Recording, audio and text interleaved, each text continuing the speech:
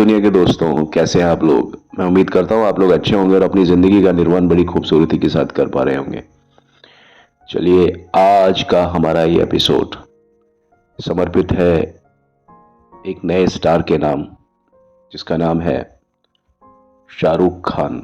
और मेरे ख्याल में शाहरुख खान एक ऐसा चेहरा है, एक ऐसा नाम है, एक ऐसी शख्सियत है जो कि किसी तारुफ के मोहताज नहीं है। शाहरुख खान को कई नामों से, कई तकल्लुसों से नवाजा गया। किंग खान, बादशाह Khan, king of Bollywood. Well, Shahrukh Khan एक वो इंसान है जो कि फिल्म इंडस्ट्री में सोने की चम्मच अपने मुंह में लेकर के कभी पैदा नहीं हुए थे, बल्कि उनके पैदा होते ही बहुत बड़ी दिक्कतें हुई थी। वो दिक्कतें मैं बताऊंगा आपको।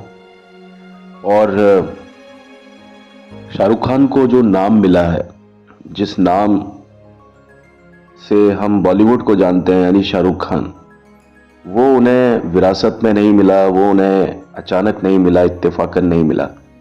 उसके लिए उन्होंने जी तोड़ बहुत ज़्यादा, जिसको बोलते हैं ना, बहुत खतरनाक वाले प्रयास किए। धीरे धीरे करके वो फिल्म इंडस्ट्री में आए, उन्होंने अपने पांव जमाए। शुरू में नेगेटिव रोल्स किए उन्होंने, नेगेटिव रोल्स से फिर वो पॉजिटिव उस तरह से आए। वहाँ उनको ये भी, मतलब इस चीज़ का भी उन्हें मालूम था, लेकिन फिर भी उन्होंने इस खतरे को मोल लिया कि ऐसा हो सकता है कि मैं टाइप कास्ट हो जाऊं। जिस तरह से उन्होंने रोल्स किए, स्टार्टिंग की जो फिल्में थी अपनी पकड़ बनाने के लिए। लेकिन नहीं साहब, शाहरुख खान है। वेल, मैं उनकी बात करूंगा तो सीधा उनके जन्म से करता हूं। तो शाहरुख खान का जन्म दिल्ली में हुआ था, तलवार नर्सिंग होम। तारीख थी 2 नवंबर 1965, 2 नवंबर 1965। शाहरुख खान का जो जन्म था वो बहुत ज़्यादा जटिल था। डिलीवरी नॉर्मल नहीं थी। और आप ये समझें कि बच्चे के गले में जो नाल फंसी होती है ना, डबल लूपिंग, उस टाइप का केस था। और वो सन था 1965। तो मुझे नहीं लगता कि शाहरुख खान जो पैदा हुए वो नॉर्मल डिलीवरी के तहत पैदा हुए। शाहरुख खान का जन्म, जहां तक मैं समझता हूं, सिजेरियन हुआ था, अगर इस तरह का केस उनके साथ था। और वो बात मैं आपको फिर जोर देना चाहूंगा, वो बात थी 1965 की, 1965। और उस समय हमारे पास में मेडिकल फैसिलिटीज या वो चीज़ें उस तरह से नहीं हुआ करती थी जैसा कि आज हमें देखने को मिलती है। शाहरुख खान किसी तरह से इस चीज से बच गए, यानी उनके गले में जो डबल लूपिंग था, नाल फंसी हुई थी गले में। इस कंडीशन में बच्चा मर सकता है, गला घुट सकता है। तो वहां पे जो हेड नर्स थी, जो डिलीवरी के समय मौजूद थी, उसने कहा कि ये बच्चा हनुमान जी के आशीर्वाद से बचा है, क्योंकि वो सारी जिम्मेदारी उस हेड नर्स के साथ थी। और वो हनुमान जी की बहुत बड़ी, मतलब जिसको बोलते ना कि अनुयायी थी वो। और उस नर्स ने शाहरुख खान के पैदा होते ही यह डिक्लेयर किया था, यह भविष्यवाणी की थी कि यह बच्चा आगे चल के बहुत ज़्यादा अपना नाम करेगा, बहुत भाग्यशाली होगा यह बच्चा। जब शाहरुख खान का जन्म हुआ तो उनके पिता मीर साहब बहुत बड़ी बिजनेस क्राइसिस से, वित्तीय मंदी से गुजर रहे थे। उनका एक ट्रांसपोर्ट का बिजनेस हुआ करता था। उनमें जो उनके पार्टनर्स थे, उन्होंने धोखा दिया शाहरुख खान के पिता यानी मीर साहब को। और उसी तरह से उन्होंने कई बिजनेस करने की सोची, लेकिन बिजनेस में सही कुछ नहीं हो पा रहा था। उनका फर्नीचर का एक बिजनेस था, और यहाँ तक कि NSD, national school of drama में जो कैंटीन थी, वो भी मीर साहब यानी शाहरुख खान के पिता ही चलाया करते थे। शाहरुख खान बताते हैं कि उनके पिता के पास में कानून की डिग्री थी, यानी वो लॉ ग्रेजुएट थे, 6 भाषाओं पर अपनी पकड़ रखते थे। लेकिन उनका अति सभ्य होना ही, उनका अति ईमानदार होना ही उनके लिए सबसे बड़ी एक रुकावट था, क्योंकि अक्सर ये माना जाता है और हम भी ये समझते हैं कि जो व्यक्ति बहुत कायदे कानून का पक्का होता है और ईमानदार होता है, उस व्यक्ति के पास में वित्तीय सफलता बहुत कम आती है या बिल्कुल नहीं आती है। क्योंकि पैसा कमाने के लिए इंसान को थोड़ा सा दुनियादारी का होना बहुत ज़्यादा ज़रूरी है। उसमें भाई थोड़ा अपनी बात में हेर फेर करना, ये करना वो करना, जहाँ तक बात थोड़ा बिजनेस माइंड की बात है, वहाँ पर वो दिमाग चाहिए होता है। मैं उसको ये नहीं कहता कि वो गलत है, लेकिन शाहरुख खान के जो पिता थे मीर साहब, वो बहुत ज़्यादा ईमानदार, उसूलों के पक्के, बहुत अच्छे नेचर वाले इंसान थे। और इस तरह का जो इंसान होता है ना, वो पार्टनर्स के साथ में या इस तरह के लोगों के साथ में जब बिजनेस करता है तो वो उस सफलता को प्राप्त नहीं कर पाता है, बल्कि उनके रिलेशन भी खराब हो जाते हैं। तो ये सारे जो चीज़ें थी, ये शाहरुख खान के पिता जी के साथ में हो रही थी। और जब शाहरुख खान हुए और जब वो बड़े हुए, तो ये शाहरुख खान के नोटिस में था, उनके संज्ञान में था कि मेरे पिताजी का क्या व्यवहार है।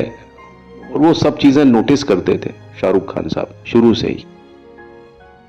क्योंकि शाहरुख खान का जो जन्म था वो मंगलवार वाले दिन हुआ था, 2 नवंबर 1965 को। और उन्हें हनुमान जी का एक एक सौगात माना गया था। जैसा कि मैंने बताया, उनके जन्म के समय कितनी ज़बरदस्त मुसीबतें हुई थी उस समय कि शाहरुख खान मरते मरते बचे थे। तो शाहरुख खान की जो माँ का नाम था, उनकी वालिदा का नाम था फातिमा। तो अक्सर वो शाहरुख खान को के बारे में या उनको कहती थी कि ये मांगलिक है।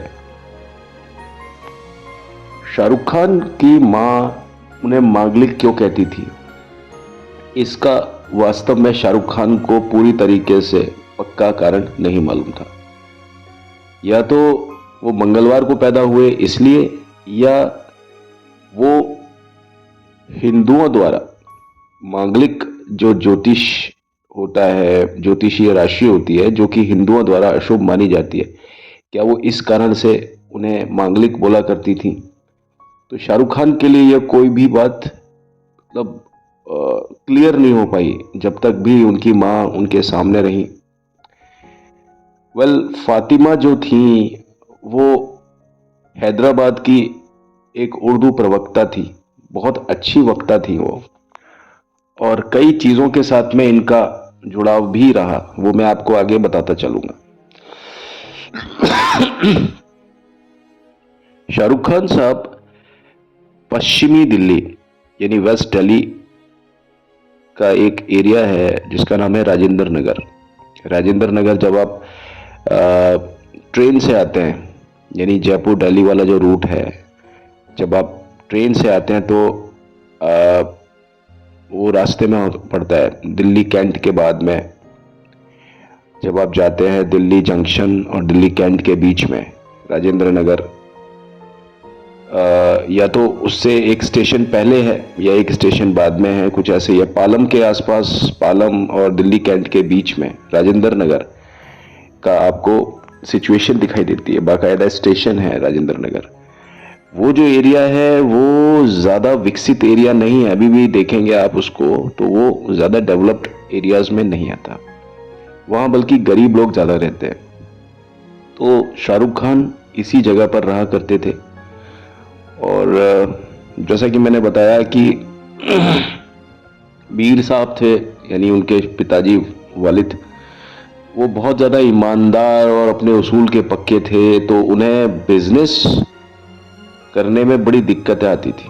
पैसों की समस्या उनके साथ में बहुत ज़्यादा रहती थी। पैसे नहीं होते थे, फिर भी घर को चलाना पड़ता था, बिजनेस को चलाना पड़ता था। उनके लिए बिजनेस को चलाने के लिए कोई मार्गदर्शक या कोई मोटिवेटर इस तरह से नहीं था। क्योंकि मीर साहब बिजनेस चला ज़रूर रहे थे, लेकिन एक जो जिसको बोलते हैं ना हार्ड कोर बिजनेसमैन, उस टाइप का उनका कोई भी व्यवहार नहीं होता था।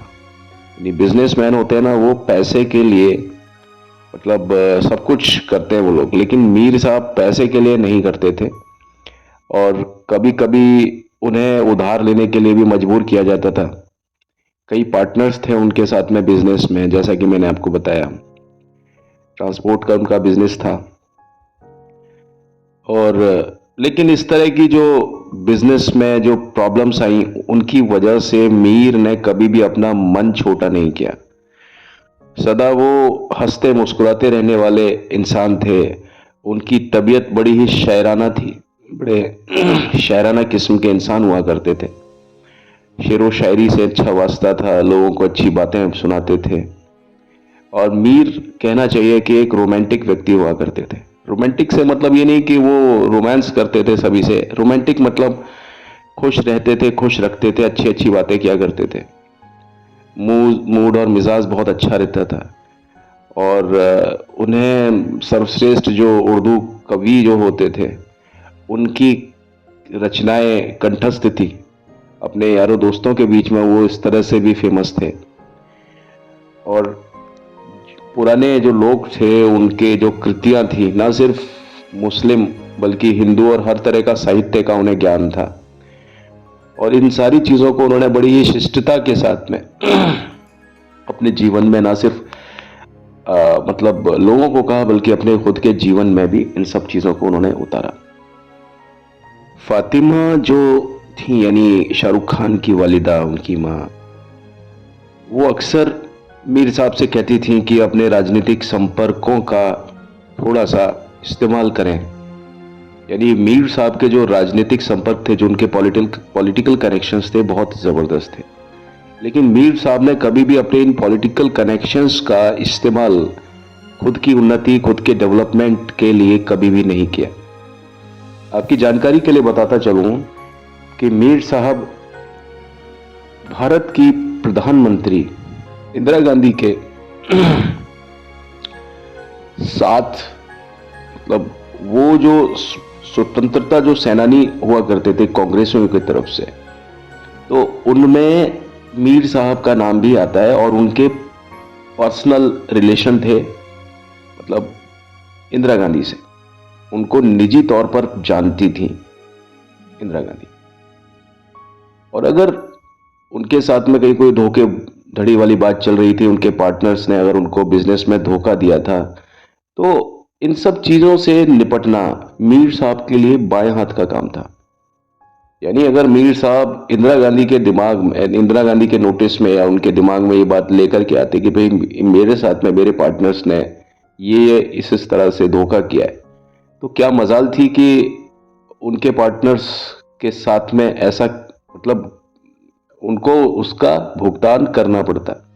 हो सकता है उनके पार्टनर्स को अच्छी खासी जेल भी होती, लेकिन यहाँ पर अपनी सहनशीलता और अपनी साफ कोई अपनी ईमानदारी और अपने दरवेशीय जो उनका नेचर था, उसका परिचय देते हुए उन्होंने कभी भी ऐसा कोई काम नहीं किया।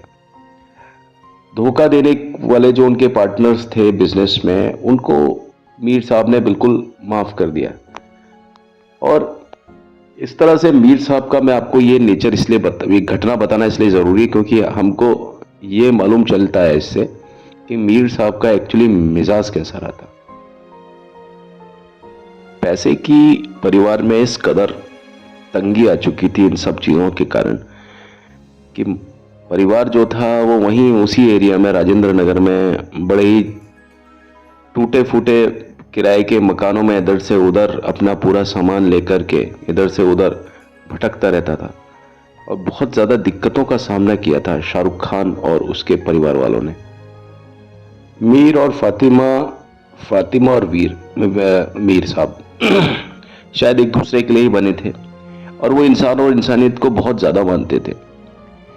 पेशावरी जो लोग होते हैं, उनकी एक लाइफस्टाइल होती है जिसमें ये कहा जाता है कि जब मेहमान को किसी शादी में आमंत्रित किया जाता है, तो जो मेज़बान होता है यानी होस्ट होता है, उसका सम्मान करने के लिए मेज़बान जो होता है, जो मतलब होस्ट होता है, वो मेहमान का सम्मान करने के लिए हमेशा तत्पर रहता है। और मेहमान जो होता है ना, वो अपने साथ में एक के साथ में करीब 4 लोग लेकर के आता है। तो मेज़बान इस चीज़ के लिए बिल्कुल तैयार रहता है कि अगर मैंने किसी को अपने घर इनवाइट किया है, एक व्यक्ति को अगर हमने इनवाइट किया है, तो एक के साथ में 4 लोग तो आएंगे ही आएंगे। और वही माहौल रहा करता था शाहरुख खान साहब के घर का भी। तो फातिमा जो हैं, यानी जो उनकी वालिदा यानी मदर रही शाहरुख खान की, और मीर साहब दोनों को ही खाने का बहुत शौक होता, खाने पीने का। और उनका जो घर था ना, इस मामले में बहुत खुला था। घर में कभी भी कोई रोक टोक नहीं थी। दोस्तों का आना जाना उनके घर लगा ही रहता था। हैदराबादी स्टाइल में पकाए गए रसीले मांस, रान, गोश्त जैसे पेशावरी जो आपके व्यंजन हैं, उनकी दावतें इनके घर पे चलती ही रहती थी। बेशक उनका घर अस्त व्यस्त था, गरीबी थी, लेकिन खाने की मेज आमतौर पर भरी ही रहती थी। तो खाने पीने का, खिलाने पिलाने का इन लोगों को बहुत अच्छा है, मतलब ये शौक था इनको। मीर साहब थे वो बड़े ही एक ऑर्डिनरी किस्म के इंसान, मतलब बहुत स्पेशल थे, बहुत अच्छे इंसान थे, लेकिन खुद को कभी भी उन्होंने कभी स्पेशल माना ही नहीं। उनकी ज़िंदगी को जीने का जो तरीका था बहुत साधारण था। ऐसा ही तरीका वालिदा का भी था, शाहरुख खान की, फातिमा जो थी। तो ये लोग कभी कभी, मतलब जब ये सारी चीज़ें करते थे, ये सारी रेसिपीज खाते थे, तो ये लोग चाय और पान के अलावा इन्हें कुछ भी नहीं चाहिए था। फातिमा जो थी वो थोड़ा सा मीर से ज़्यादा स्टाइलिश थी। मीर साहब थे बड़ा गंभीर, दीर्घ गंभीर इंसान, यानी वो बहुत सिंपल ज़िंदगी को जीने वाले एक इंसान हुआ करते थे मीर साहब। शाहरुख खान साहब की एक बड़ी बहन भी है, उनका नाम है शहनाज, और वो करीब शाहरुख खान से 5 साल बड़ी हैं। शाहरुख खान 1965 में पैदा हुए, वो पैदा हुई थी 1960 में। शाहरुख खान साहब को उनके वालिद यानी मीर साहब की तरफ से एक शांत रहने की जो प्रवृत्ति है वो विरासत में मिली। जब वो छोटे से बच्चे थे, बहुत छोटे थे, तो एक पियानो हुआ करता था, पियानो छोटा सा खिलौने जैसा, उसको बजाते हुए वो अपना समय बिताया करते थे। मतलब उनका वो एकमात्र एक खिलौना हुआ करता था।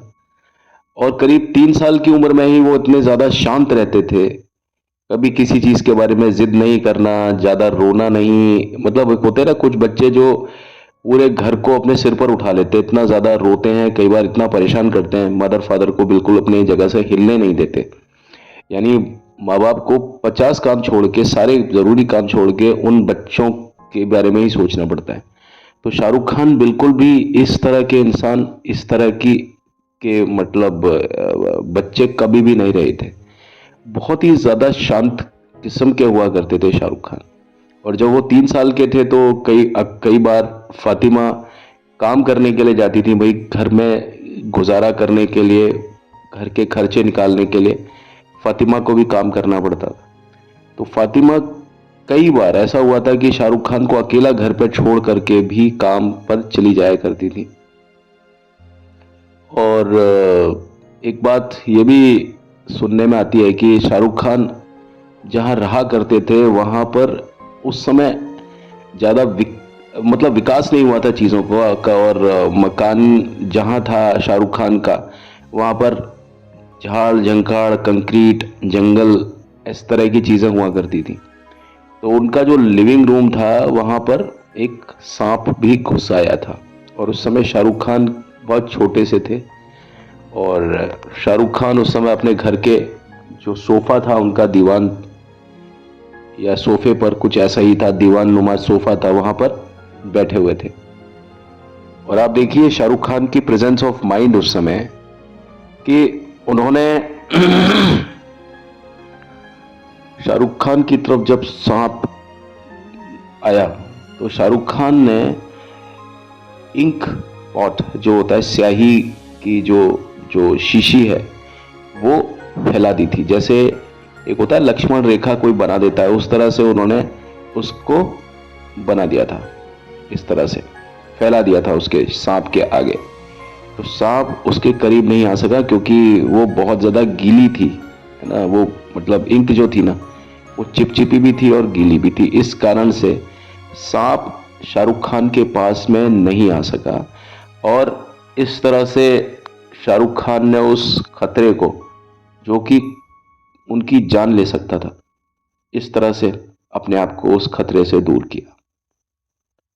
शाहरुख खान की जिंदगी भी अमिताभ बच्चन जैसी ही थी और अब भी शाहरुख खान को कई प्रॉब्लम्स हैं। मतलब शारीरिक तौर पर मैं कुछ चीज़ों की बात करूंगा। शाहरुख खान साहब बचपन से एकदम मतलब जिसको बोलते हैं ना कि स्वस्थ, या उनका शरीर वैसा नहीं रहा कि भाई बहुत ज़्यादा स्वस्थ शरीर हो। शाहरुख खान साहब बड़े बीमार रहते थे बचपन में और कई बार उनका एक्सीडेंट होते होते बचा। मलेरिया के कारण उनकी जान जाते जाते बची। पीठ में उनके जो पीछे मस्कुलर कुछ इस तरह की दिक्कतें रही, मांसपेशियों में ऐंठन और मांसपेशियां उनकी टूट गई थी और कुत्ते द्वारा भी बार बार काटा गया शाहरुख खान को। पता नहीं उनका क्या एक इत्तेफाक रहा कि शाहरुख खान को कुत्तों ने बार बार काटा जब बहुत छोटे थे वो। लेकिन उनको काफी बीमारियां रही, जैसे कुछ बच्चे होते हैं ना बड़े बीमार रहते हैं बचपन में, तो शाहरुख खान कई बार कई कई बीमारियों से जूझते हुए, उनसे लड़ते हुए, मतलब कई बार ऐसा लगा कि शाहरुख खान मर जाएंगे, चले जाएंगे। मतलब बचपन में होता है ना कुछ बच्चे मतलब होता है कि बड़ी मुश्किल से जी पाते हैं, वो शख्सियत रहे शाहरुख खान। लेकिन फिर भी शाहरुख खान बड़े उत्साही रहे, बचपन से ही बड़े एक्टिव बच्चे रहे और घर में जो चीजें होती थी, टूटी फूटी चीजें होती थी, माँ की चूड़ियां होती थी, लाख की चूड़ियां होती थी, उनको शाहरुख खान पिघलाते रहते थे आग से। छोटा सा उन्होंने अपना एक जगह बनाई हुई थी जहां पर वो ये काम करते रहते थे। अक्सर आपने बच्चों को देखा होगा, चीजों को, टूटी हुई चीजों की शेप को बदलना या कुछ करना। बिस्किट होते हैं, बिस्किट को मतलब होता है ना कि कुछ बच्चे पीस देते हैं और फिर बिस्किट के उस पीसे हुए जो पूरा पेस्ट होता है उसको फिर अलग तरीके से वो बनाते हैं, कुछ क्रिएट करते हैं। तो शाहरुख खान साहब अक्सर इस तरह की चीजों को भी किया करते थे। सुपरमैन एक ऐसा कैरेक्टर था जो और आज भी है और बहुत पुराना कैरेक्टर है सुपरमैन। सुपरमैन को कौन नहीं जानता। तो सुपरमैन का एक तरीका होता है कि वो नीले रंग का पूरा एक अपना एक कुछ पूरा लिबास पहनते हैं नीचे से ऊपर तक, और ऊपर उसके पैरों में मतलब अपनी टांगों में लाल रंग की जो अंडरवियर है, जिसे चड्डी बोलते हैं, वो पहनते हैं। तो शाहरुख खान जो थे ना, वो लाल रंग की चड्डी के बहुत ज्यादा दीवाने रहे और वो पीठ पर तौलिया बांधते थे और नीचे लाल रंग की चड्डी पहनते थे और उस तौलिया को भी ऊपर कहीं से किसी चीज से हुक से बांध देते थे खुद को, और ऐसा लगता था कि जैसे वो दीवा मतलब हवा में तैर रहे हों। तो इस तरह से वो अपने आप को क्रिएट करते थे चीजों में। कहने का मतलब है कि वो सुपरमैन खिलौना नहीं था उनके पास में, लेकिन वो खुद ही इस तरह से सुपरमैन बन जाया करते थे। अक्सर उनके घर पर जो जो जो होते हैं ना कुशन जो होते हैं हमारे, या जो तकिया होते हैं जो दीवानों पे रखे जाते हैं, वो बेलनाकार टाइप कुछ होते हैं। तो वो शाहरुख खान उनको किट बैग जो सॉरी जो मतलब जो होता है पंचिंग बैग होता है जिस पर आप घूसे वगैरह मारते हैं, तो शाहरुख खान उस पर घूसे मारते रहते थे और इतना ज्यादा घूसे मारते रहते थे कि वो फट जाता था कई बार और उसके अंदर की जो रुई होती थी ना, वो फुग्गे बन के बाहर फैल जाती थी।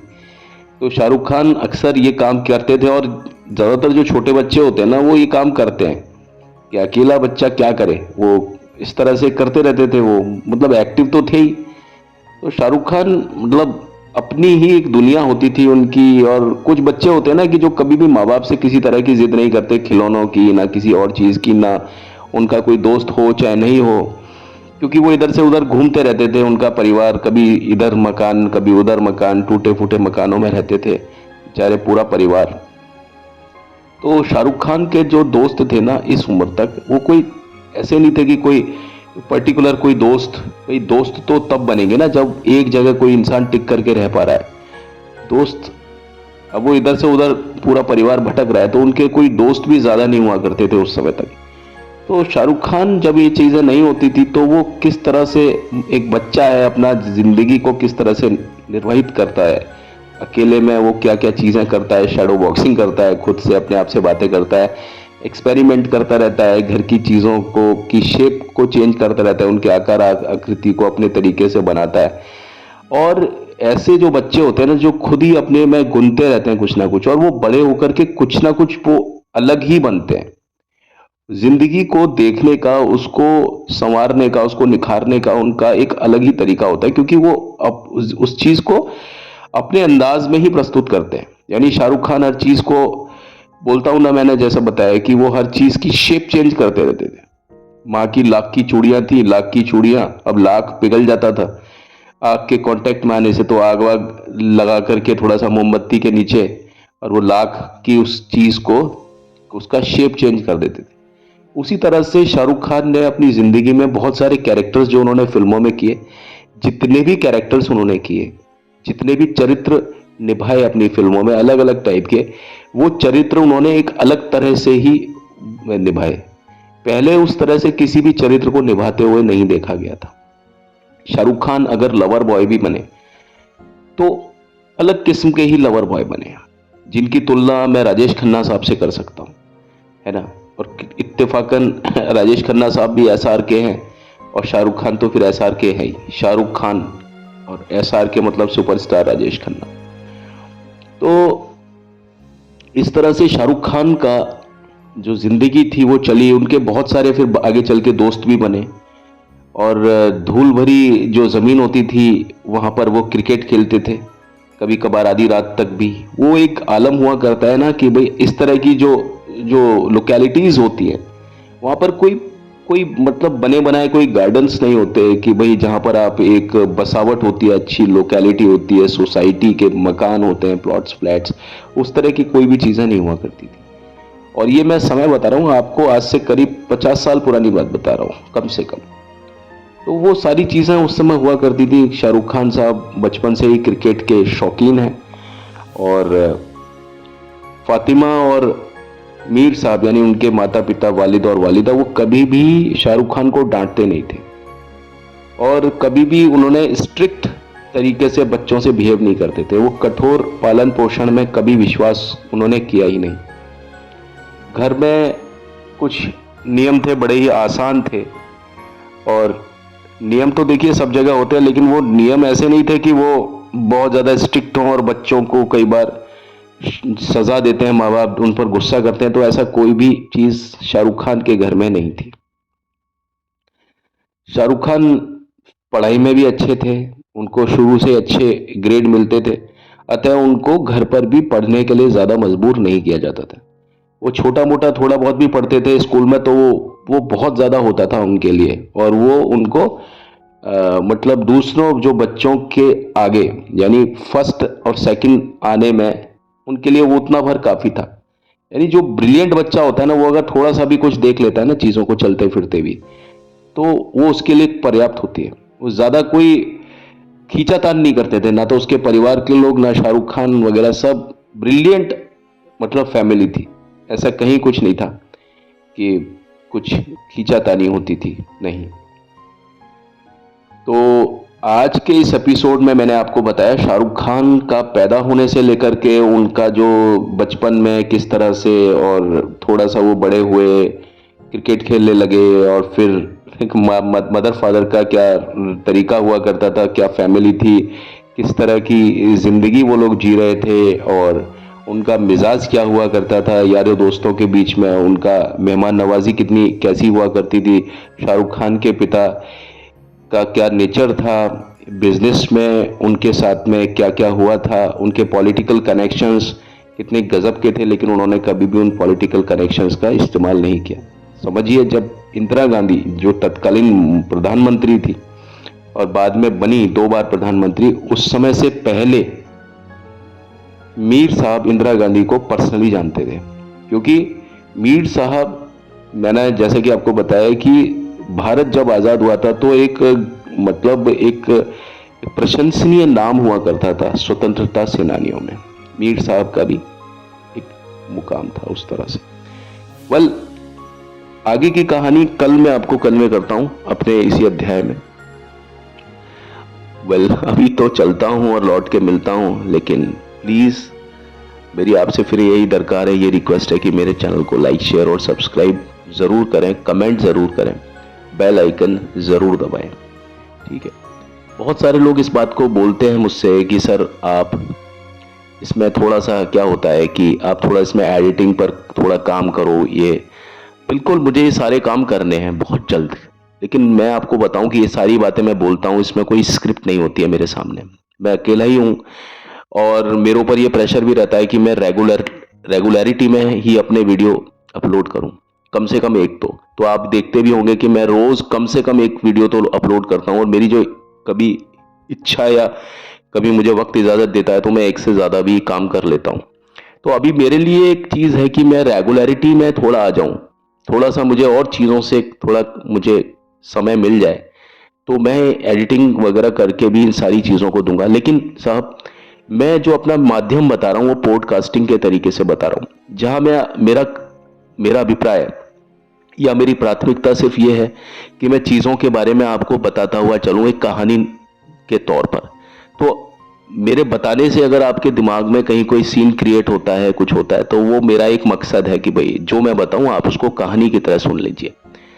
लेकिन आने वाले समय में और बहुत जल्दी ही मैं एडिटिंग वगैरह, जहां पर आपको पिक्चर्स फोटोज बदलते हुए भी दिखाई देंगे, जैसा मैं बोल रहा हूं उसी हिसाब से आपको पार्श्व पर यानी बैकग्राउंड पर वही चीज होती हुई दिखाई देगी। इस पर मैं बहुत जल्दी इस विधा के साथ में जरूर आऊंगा। लेकिन क्योंकि मैं अकेला हूं, मैं अकेला ही सारे काम करता हूं, तो आप देखिए एडिटिंग और पोस्ट एडिटिंग सारी चीज़ें जो भी हैं, जैसी भी हैं, रेगुलरिटी मेंटेन करना बहुत मेरे लिए प्राथमिकता ये है कि मैं अभी रेगुलरिटी मेंटेन करूं इन सब चीज़ों पर। आप मेरी भावना को, मेरी बातों को समझेंगे और मुझे गलत नहीं लेंगे बस। और कल मिलता हूं आपसे। प्लीज़ आप मेरे चैनल को सब्सक्राइब करें और बेल आइकन को ज़रूर दबाएं, और इस कंटेंट को ज़्यादा से ज़्यादा शेयर करें, क्योंकि मैं इन सारी बातों को बहुत गहराई से और एक अलग तरह से बताने की कोशिश में हूं। Thank you very much. भगवान आपको खुश रखे, आबाद रखे। बाय बाय, कल मिलते हैं। Take care.